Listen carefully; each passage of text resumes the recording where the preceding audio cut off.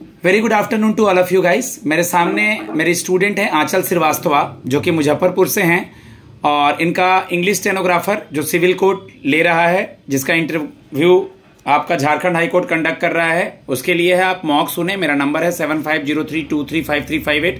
Panel में ma'am और sir दोनों हैं, तो मैम को पहले ग्रीट करें, यानी good afternoon to all of you ma'am and sir, ऐसे बोल के टाइम देख के उनको ग्रीट करें। बैठने के बाद थैंक यू बोलें। इन बातों का ध्यान रखें। आगे मॉक के लिए कांटेक्ट कर सकते हैं, मेरा नंबर सब जगह है। स्टार्ट करते हैं बेटा। Yes please come. माइक थोड़ा पास कर लीजिए। सब पकड़ के बोले। बिल्कुल ठीक है। ग्रीट कीजिए जल्दी से। Good afternoon sir. Very good afternoon. Please have a seat. Thank you sir. Okay, briefly introduce yourself. अपना इंट्रोडक्शन दीजिए आंचल, लाउडली। सर मेरा नाम आंचल श्रीवास्तवा है।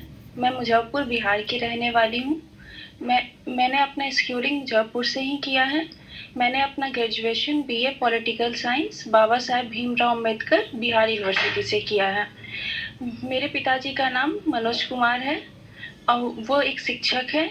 मेरी माता होम मेकर है और मेरी हॉबीज है कुकिंग करना। ओके, बाबा साहब भीमराव अम्बेडकर के बारे में कुछ बताइए। आपने उनका नाम लिया। जी सर, उनका जन्म 14 अप्रैल 1891 को हुआ था। उन्हें संविधान का पिता भी कहा जाता है और वो ड्राफ्टिंग कमेटी के अध्यक्ष थे। Good, very good. आपको कब ऐसा लगा कि आपको टाइपिंग में इंटरेस्ट आ रहा है या स्टेनो में अच्छा लग रहा है? आपको कब ऐसा लगा और आपने ये तैयारी कब से करना स्टार्ट करा? सर मैंने शॉर्ट हैंड 2018 से शुरू कर दिया था। और सर मेरा शुरू से इंटरेस्ट जब स्किल में ही मुझे जाना था, और फिर मैंने पता किया शॉर्ट हैंड के बारे में, तो ये मुझे अच्छा लगा, जिससे मैं जुडिशरी लेवल में अपना योगदान दे सकती हूँ।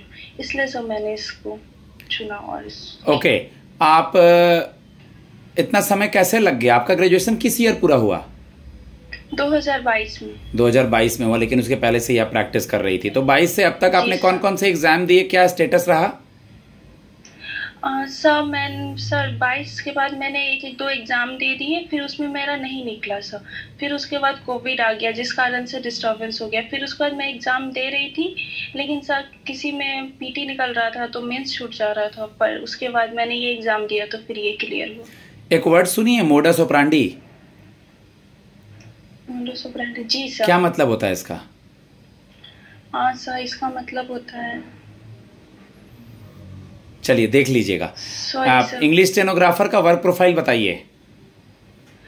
सर इंग्लिश स्टेनोग्राफर का वर्क प्रोफाइल है, जब ऑनरेबल जज कोई मैटर लिखवाते हैं उसको शॉर्ट हैंड में लिखना और फिर उसको ट्रांसक्राइब करना सर। और दूसरा होता है वहाँ का जो रिपोर्ट होते हैं उनको सही से वे में उसको सही से तैयार करना। और तीसरा होता है वहाँ के वकीलों के द्वारा जो तर्क होते हैं और गवाहों के द्वारा जो बयान होते हैं उनको सही से अरेंज करना। और सर चौथा होता है सर कि अपने ऑनरेबल जज के प्रति लॉयल होना। ओके, आप वहाँ किन बातों का ध्यान रखेंगी जिससे आप काम को भली भांति अच्छी तरीके से कर पाएं? सर मैं वहाँ पे इस चीज़ का ध्यान रखूँगी कि मेरे और जज के बीच में जो भी बातें वो मेरे से जज के बीच में ही रहे। और दूसरा सर मैं वो जो मुझे जितना वर्क दे मैं उनको टाइम टू टाइम कंप्लीट कर सकूँ, उसमें डिले नहीं कर पाऊँ। ओके, इस चीज़ का मैं आपने अपना ग्रेजुएशन का सब्जेक्ट क्या क्या रखा था? सर मैंने अपना ग्रेजुएशन कंप्लीट किया है पॉलिटिकल साइंस में। ओके, अरिस्टोटल का थ्योरम वगैरह याद है? No sir. ओके, कोई भी थ्योरी, किसी ऑथर की कोई थ्योरी याद है? चलिए, पॉलिटिकल साइंस में आपने क्या पढ़ा, परिभाषा दीजिए। आपको उसमें क्या ज्ञान हुआ मिलकर पढ़ करके? सर पॉलिटिकल साइंस सर मैंने इसलिए लिया क्योंकि ये किसी भी देश को है ना, बहुत सारे वहाँ के जाति धर्म लोगों से मिलके बना होता है कोई भी देश। और पॉलिटिकल साइंस एक ऐसा सब्जेक्ट है ना कि अगर आप किसी देश को जानना चाहते हैं तो इसके थ्रू आप उस देश को अच्छे से समझ सकते हैं, जान सकते हैं। इंडिया के संविधान के बारे में क्या पता है आपको? इंडिया के कॉन्स्टिट्यूशन के बारे में बताइए। यस सर, इंडिया का, भारत का जो संविधान है दुनिया का सबसे बड़ा संविधान और ये लिखित संविधान है। इसको बनने में 2 साल 11 माह 18 दिन लगा था। और सर इंडिया का कॉन्स्टिट्यूशन में बहुत सारी ऐसी बातें लिखी हुई हैं जिससे देश को चलाने के लिए मतलब बहुत ज़्यादा ये, और प्लस इसमें फंडामेंटल राइट्स के बारे में है जो एक आम नागरिक को है ना जीवन जीने की स्वतंत्रता देता है, उसकी गरिमा को निश्चित करता है। डीपीएसपी क्या होता है?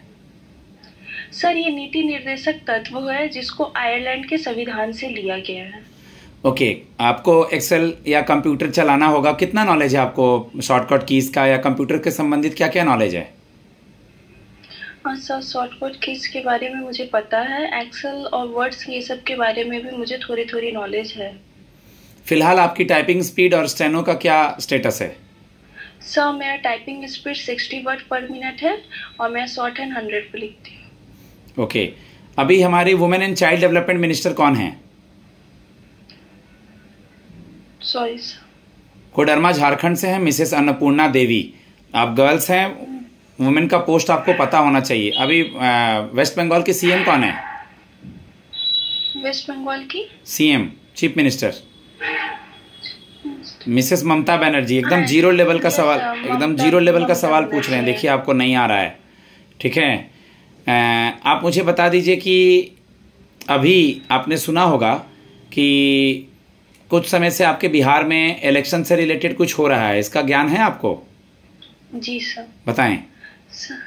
सर यहाँ पे हो रहा है कि इलेक्शन में है ना न्यू जो लोग हैं आधार कार्ड, राशन कार्ड ये सबको मान्यता नहीं दी जा रही है।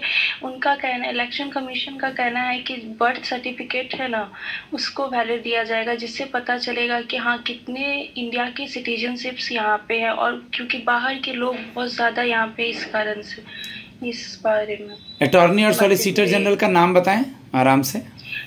जी सर, अटॉर्नी जनरल है श्री आर.के. वेंकट रमनी जी और सॉलिसिटर जनरल है श्री तुषार मेहता जी। ठीक है, आप मुझे ये बता दें कि राष्ट्रपति शासन किस आर्टिकल में मेंशन है? President rule? हाँ सर, राष्ट्रपति शासन है आर्टिकल 356 में। ओके, सीए क्या होता है? Citizenship amendment act. Sir citizenship amendment act जो लोग बाहर कंट्री में होते हैं ना, पढ़ लीजिएगा, इसमें कौन कौन से लोग आते हैं, कब आते हैं, पूरा क्लियरली पता होना चाहिए। अमेंडमेंट वर्ड का क्या अर्थ है? अमेंडमेंट संशोधन करना। ओके, आपने सुना है ड्राफ्टिंग और नोटिंग वर्ड? जी सर। क्या होता है ये? सर नोटिंग वर्ड होता है जो भी कुछ नोटिस होते हैं या कोई पत्र होते हैं उसके अंदर जो जो इम्पोर्टेंट बातें होती है उसको ध्यानपूर्वक देखना और उसको लिखना नोटिंग कहलाता है। और ड्राफ्टिंग होता है किसी चीज का ढांचा प्रारूप तैयार करना। झारखंड हाईकोर्ट के बारे में मैंने अभी नहीं पूछा ना आपसे, झारखंड हाईकोर्ट के बारे में बताइए। सर झारखंड हाईकोर्ट का स्थापना 15 नवंबर 2000 को हुआ था और झारखंड हाईकोर्ट के बारे में आर्टिकल 214 में लिखा गया है और झारखंड हाईकोर्ट के करंट में जस्टिस है ऑनरेबल जस्टिस श्री त्रिलोक सिंह चौहान। ठीक है गाइज, मैं अपने स्टूडेंट को फीडबैक देता हूँ। 8.5 मिनट के करीब होने को है और आप लोग बेसिक, अगर आप पॉलिटी से हैं, इंटरव्यू हाईकोर्ट के लिए, सिविल कोर्ट के लिए जा रहे हैं, तो उन चीज़ों के बारे में अखबार का ज्ञान, अपने ग्रेजुएशन का सब्जेक्ट का ज्ञान, अपने स्टेट के बारे में, इन चीज़ों के बारे में हम लोग को पढ़ना है क्योंकि वहाँ उससे सवाल हो सकते हैं। ठीक है, और जितना ज़्यादा से ज़्यादा हो सके मिरर के सामने खड़े होकर प्रैक्टिस कीजिए। वहाँ पर 8 मिनट, 9 मिनट, 10 मिनट में भी अगर वो लोग लेते हैं तो बहुत अच्छी बात है, बट वहाँ 4 मिनट, 3 मिनट, 4.5 मिनट ऐसे इंटरव्यू होगा। लेकिन एक बात याद रखें, आपका कॉन्फिडेंट बड़ा मैटर करता है क्योंकि आपको कभी छुट्टी के दिन बुलाना पड़ेगा, कभी समर वेकेशंस होंगे, विंटर वेकेशंस, तब भी आना होगा, जज के प्रेशर में काम करना होगा, तो वो लोग चेक करेंगे कि बच्चा घबरा तो नहीं रहा है। तो आपका कॉन्फिडेंस बड़ा मैटर करता है। धन्यवाद।